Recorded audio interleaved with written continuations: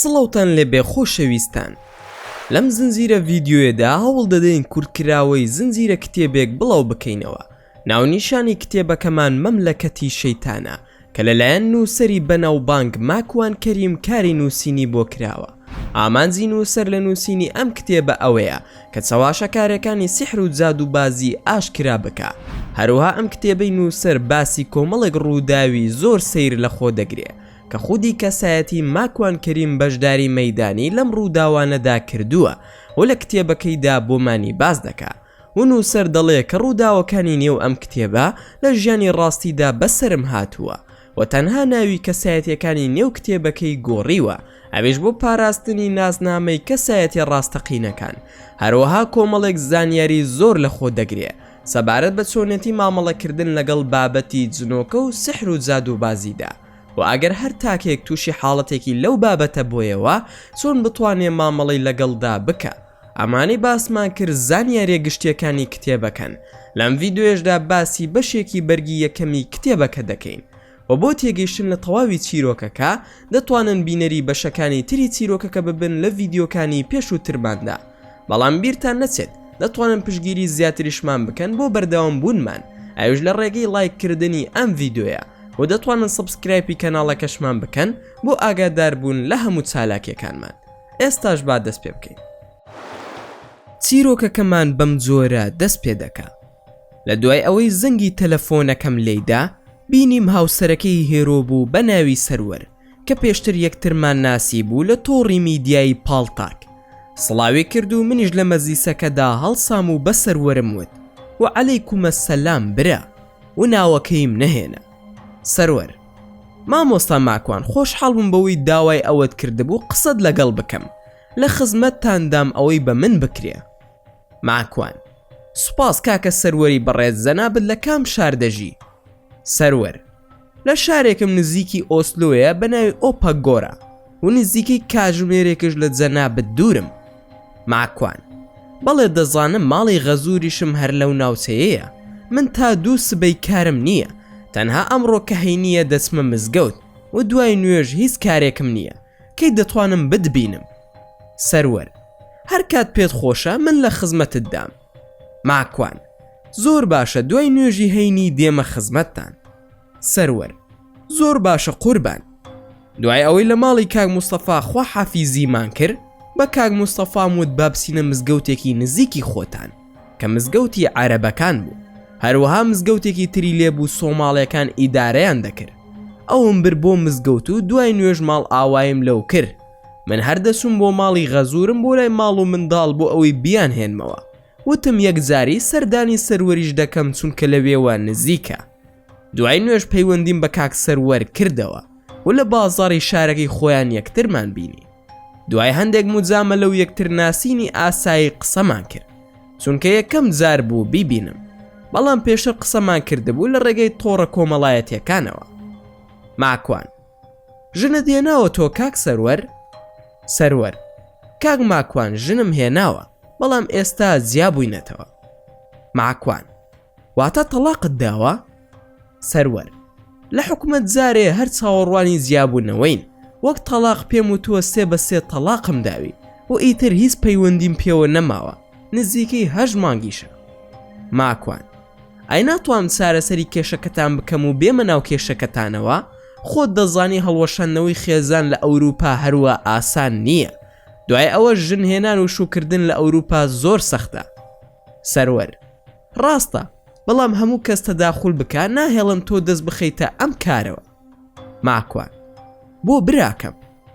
سەروەر: کاک ماکوان، ئەو ژنەی من زۆر ڕقی لە تۆیە کە گوێم لە تۆ دەگر 1001 قسەی ناشرینی پێدەوتی.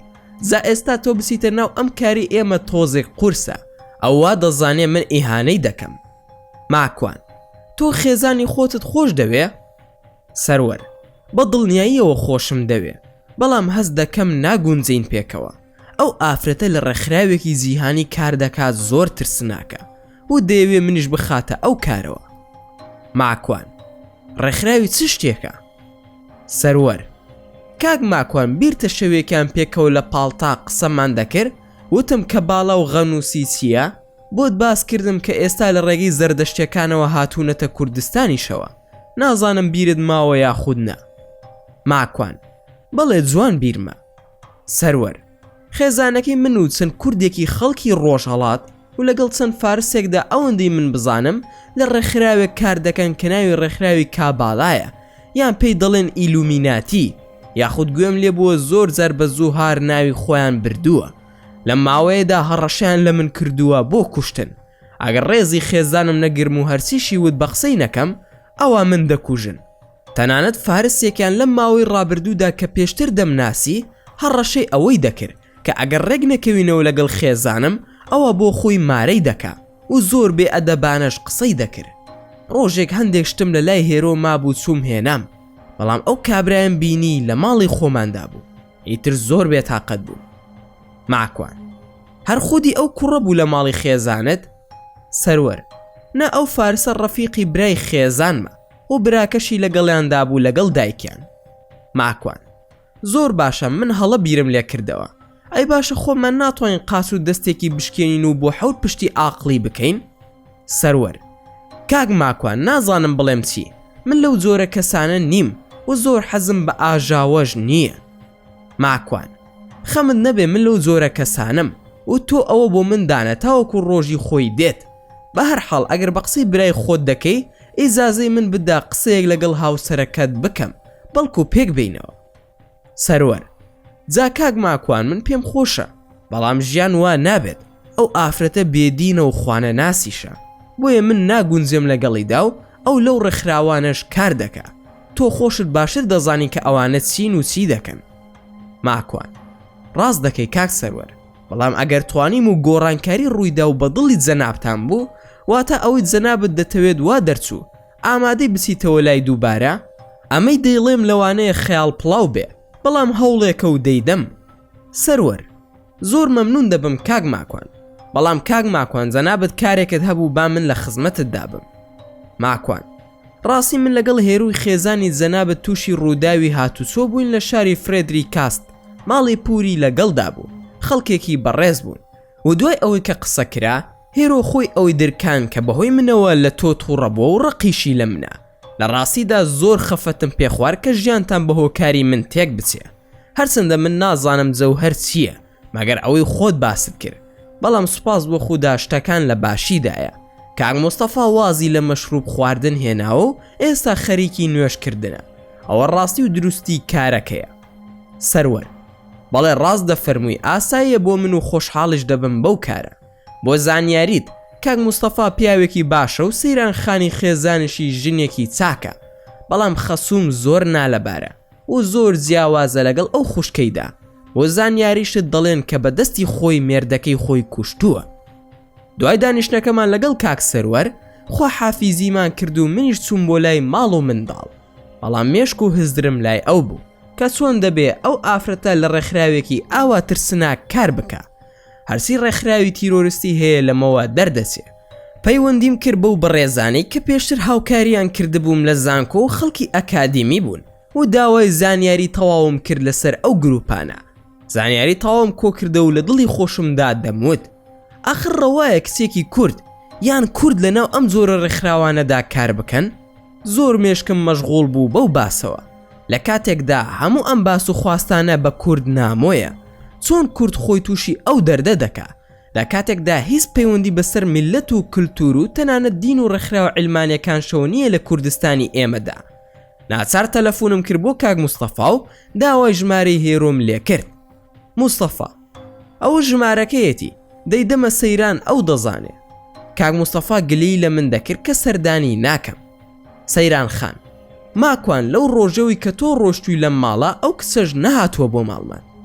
پاشان ژمارەکەی دامێ و تەلەفۆنم کرد بۆ هێرۆ. ماکوان: هێرۆ خان، حەز دەکەم بتبینم. کاتمان دانا و شوێنمان دەستنیشان کرد. چاوەڕێم کرد تاوەکو هاتە ئەو جێگایی کە دەستنیشانم کردبوو. بە ئۆتۆمبیلێک هاتوو چەند کوڕ و کچێکی لەگەڵدا بوو. هاتە لای من و دەستمان کرد بە قسەکردن بەدەم پیاسەوە. ماکوان: هێرۆ خان، لە ڕووی نەفسیەوە زۆرم پێ ناخۆش بوو کە لەسەر من لەگەڵ کاک سەروەر جیابوونەتەوە و لە یەکتریش عاجز بوونە. سەروەر هاوڕێمە و لەم ڕۆژانەدا کاتێک چوون بۆ ماڵی غەزورم بینیم باسی ئەوەی کرد کە چەندە تۆی خۆش دەوێ ئەش زانم تۆش سەروەرت خۆش دەوێ جا هاوکاریتان دەکەم بۆ ئەوەی بتوانن خێزانێکی سەرکەوتو دروست بکەنەوە و تۆش هەوڵ بدا ببیت بە هاوسەرێکی باش. هێرۆ بڕوا ناکەم ئێمە بتوانین لەگەڵ سەروەر ژیان دروست بکەینەوە. سوپاسی تۆ دەکەم بۆ هاوکارێکت بەڵام تکایە وازی لێ بهێنم من تازە سەروەرم لەبیر کردووە. ماکوان پەلەمەکە لە بڕیاردان سەروەر کوڕێکی بەڕێز و ئاقڵ و زۆر مؤدەبە و ئەو جۆرە کوڕانە خەڵک بە پارە دەیکڕێ تۆش ئەو کوڕە بەڕێزە هاوسەرتە هەروە بە ئاسانی لە دەستی مەدە. من دەزانم ئەو ئازادیی تۆ بەدەست دێناوە خۆشە و لێپرسینەوە نییە لەسەری تەنها چەند ساڵێکی ترە ئاوا سەرقاڵی بە خۆشیەکانتەوە لەگەڵ هاوڕەکانت بەڵام ئاگادار بە کە نەخۆش بوویت و تەنها بوویت و ترس دایگرتی پێویست بە سەروەرە چونکە ئەو لە دوو لایەنەوە پارێزەری تۆیە لە ڕووی کەسایەتی خۆت و پاشانیش لە ڕووی شەرەف و حورمەتەوە. هێرۆ ئاخر کاک ماکوان ئێمە ناگونجین پێکەوە. ماکوان بۆچی ناگونجێن خوشکەکەم تۆ خۆ نەدوود من سەروەرم خۆش دەوێت؟ هێرۆ بەڵێ خۆشم دەوێت و لەبەر خۆشەویستیەکەیە کە نامەوێ بیبینمەوە من هەموو ژیانم ئاڵۆز بووە و ناتوانم هاوسەرم هەبێ ئەوەی کە تۆ دەیڵێ ببمە هاوسەرێکی باش و دایکێکی باش ئەوە تازە مەحاڵەوە بۆ من نابێ. و بە دەنگێکی زۆر خەمبار ئەم قسانەی دەکرد قورگ و ساوی پڕ گریان بوو. ماکوان بۆچی چ شتێک ڕووی داوە؟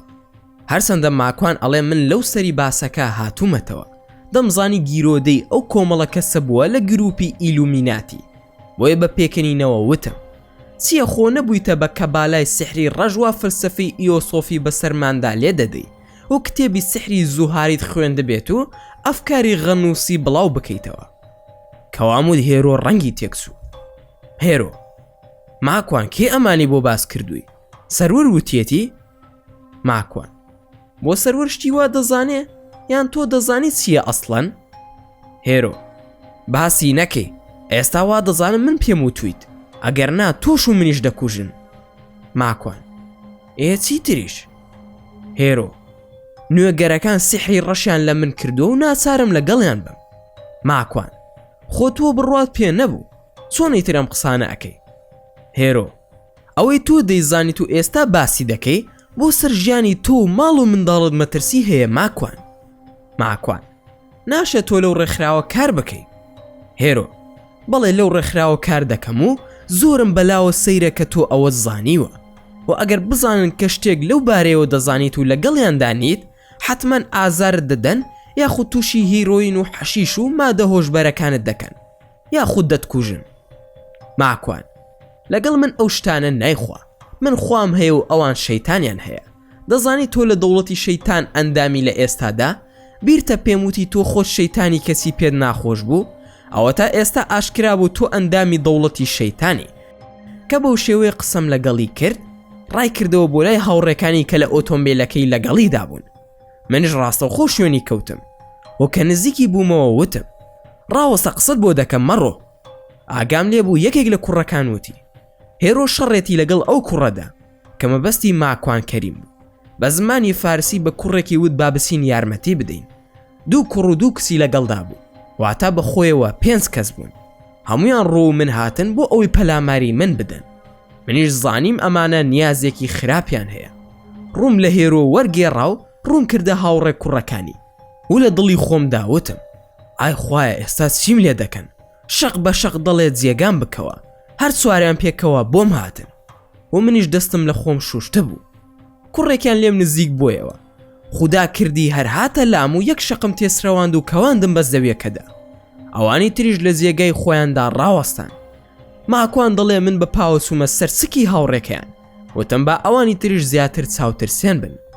هاوڕێکیان زۆر هاواری کرد و بە یەکێکیانی وت کوسکەش بۆ یارمەتیم نادەی ها کوشتمی؟ ماکوانیش دەڵێ زوو چوومە پێشەوە بۆ ئەوەی تر هەتا زلەیەکی لێ بدەم و چاوترسێن بێ. هێرۆ هاتو دەستی منی گرت و وتی تو خواکە دوازمان لێ بهێنە با بڕۆین.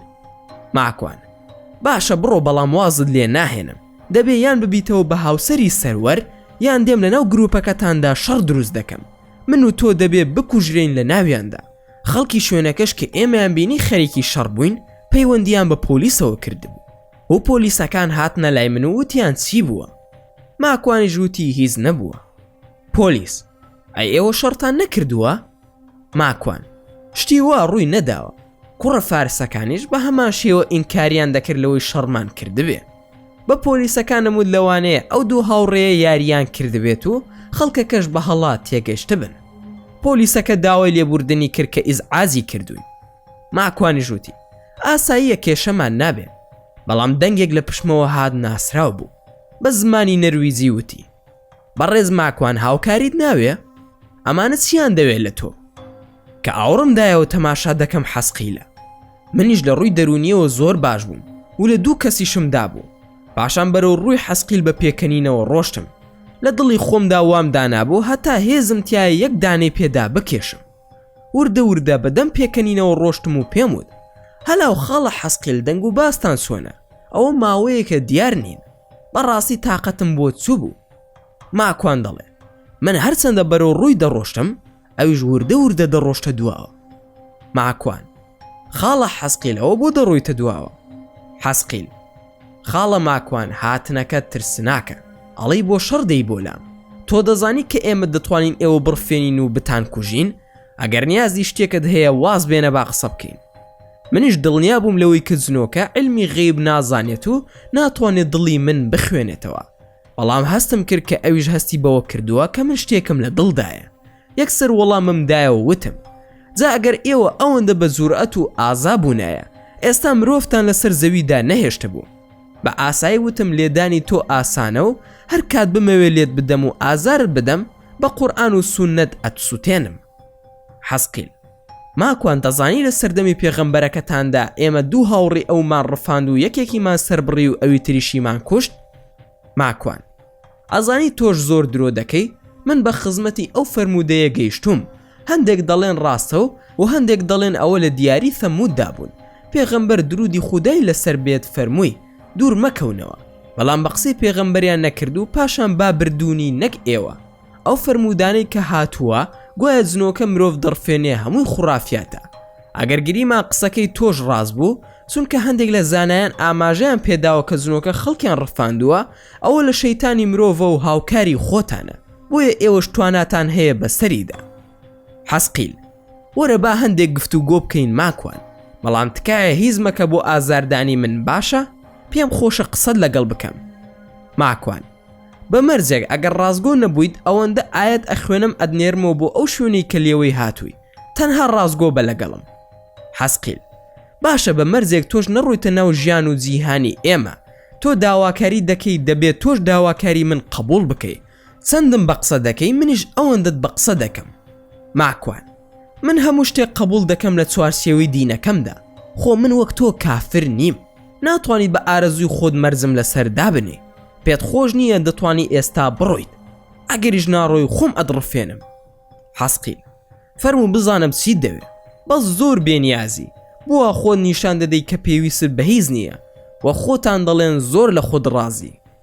ماکوان: بە دڵنیایەوە لە خۆم ڕازیم چونکە خاوەنی ئیسلامم. من تەنها پێویستیم بە خودایە. مەخلوقێکی زەلیلی وەک تۆ چییە تا داوات لێ بکەم؟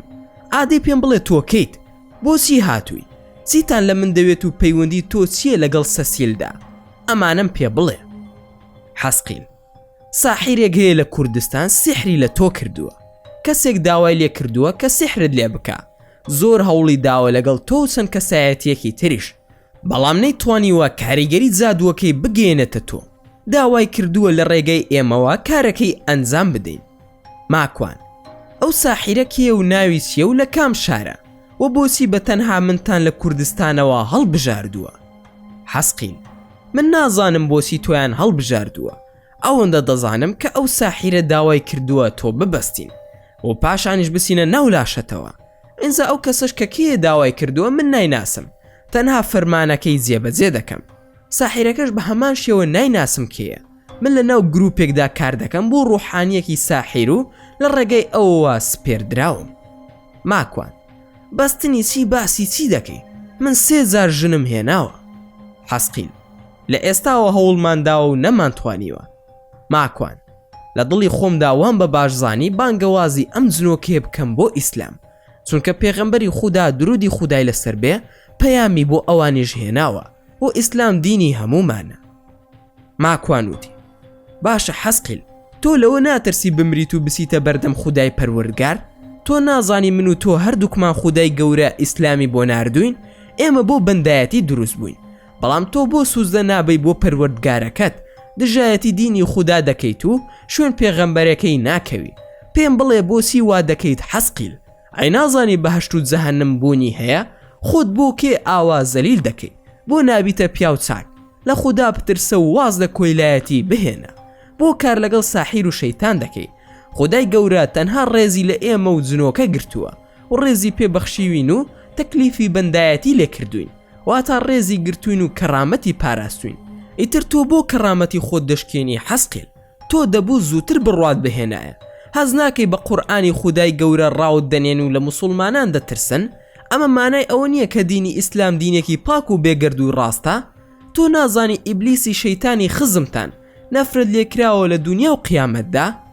پاشان ماکوان وتی من وا هەستم کرد ئەوانی ژیانیان وەک خۆمانە، بۆیە وتم وا گەریمان 50 ساڵی تریش گیایت. لە خوددا بترسە، زوڵم بۆ لە خەڵکی تر و منیش دەکەی. زوڵم کردن لە خەڵکی جا چ لە جنۆکە بێ یان لە مرۆڤ لە تاوانە گەورەکانە و سووتاندنی لە دوایە و لە دۆزەخدا دەمێنیتەوە. بۆچی دەبێ بچیتە ئاگری دۆزەخەوە لە پێناو کەسێکی تردا؟ تۆ وەکو قامچی دەستی خۆی بەکارت دەهێنێت و لەم سەر تا ئەو سەری دنیا دەتگێڕێت. هەز ناکەی ژیانت وەک ژیانی باڵدارێکی ئاژەڵ و پەلەوەرە؟ ئینجا باسی ئەو کۆمەڵە جنۆکەیەم بۆ کرد کە ئیمانیان بە پێغەمبەری خودا هێناوە و سوورەتی جنم بۆ خوێندەوە. حەسقیل وتی بۆ تۆ وا دەزانی هەروە ئاسانە؟ ئەگەر بزانن من موسڵمان بوومە جنۆکەکانی تر دەمکوژن. ماکوان من نازانم ژیانی ئێوە چۆنە و سیستەمی ژیانتان چۆن دەڕوا، بەڵام بە دڵنیاییەوە ئیسلام بوون هەر زۆر ئاسانە. تۆ خواد هەیە، ئەی ئەوان کیان هەیە پێم ناڵێ؟ ئەی مەگەر لە ناو ئێوەدا موسڵمان بوونی نییە؟ ئەی بۆچی ئەوان ناکوژن؟ بڕۆ ناو ئەوان و لەوان نزیک بەرەوە بە دڵنیاییەوە دەتپارێزن. تۆ تەمەنت چەندێکە حەسقیل؟ ماڵ و منداڵت هەیە یاخود نا؟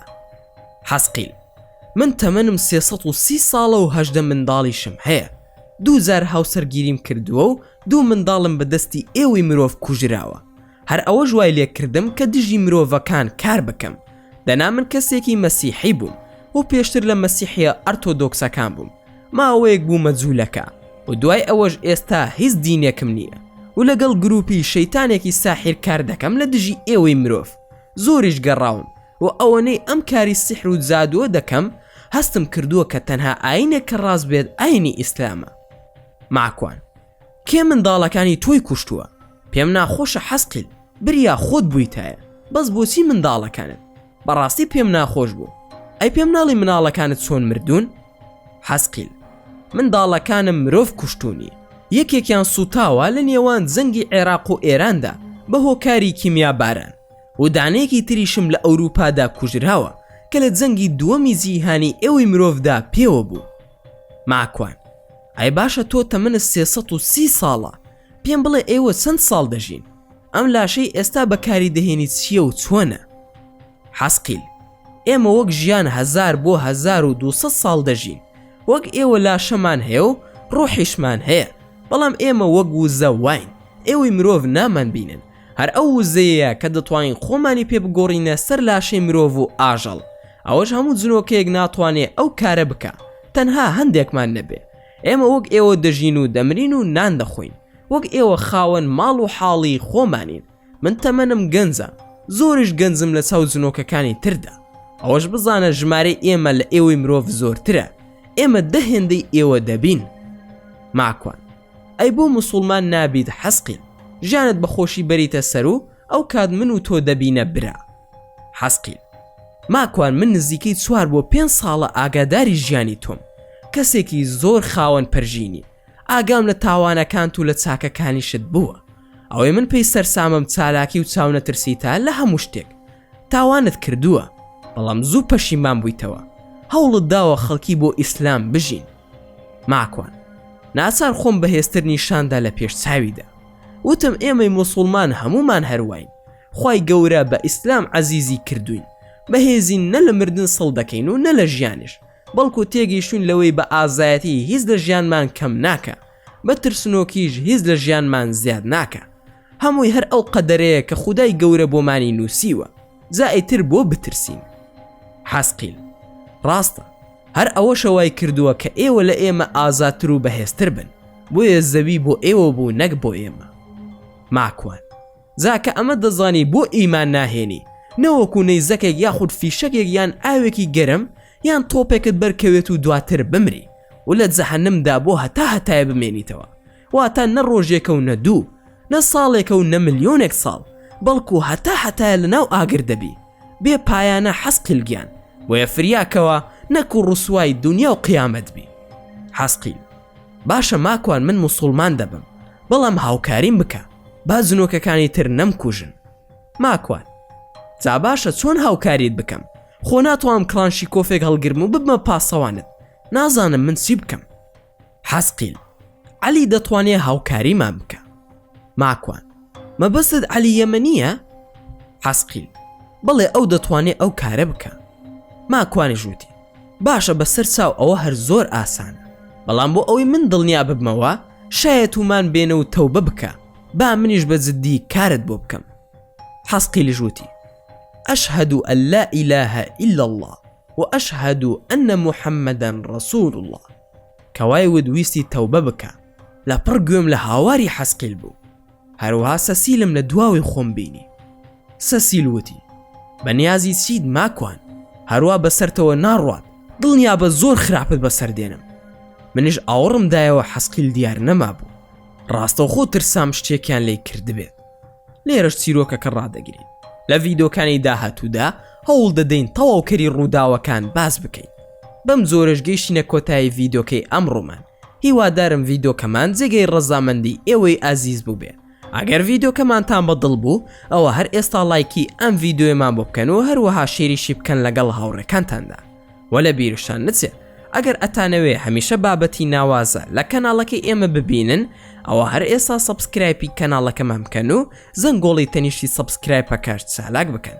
وە لە بیرشان نەچێت، هەر ڕەخنە و پێشنیارێک یاخود بیرۆکەی ڤیدۆیەکتان بۆ کەناڵەکەی ئێمە هەیە، دەتوانن هەموویمان لە کۆمنتی ئەم ڤیدۆیەدا بۆ بنووسن. و دووبارە و سێبارە سوپاسان دەکەم بۆ تەماشاکردنی ڤیدۆکە. تا ڤیدۆیەکی تر و تا کاتێکی تر هەر شاد و بەختەوەر بن و خواتان لەگەڵ بێت و ئامانەتی خودا بن.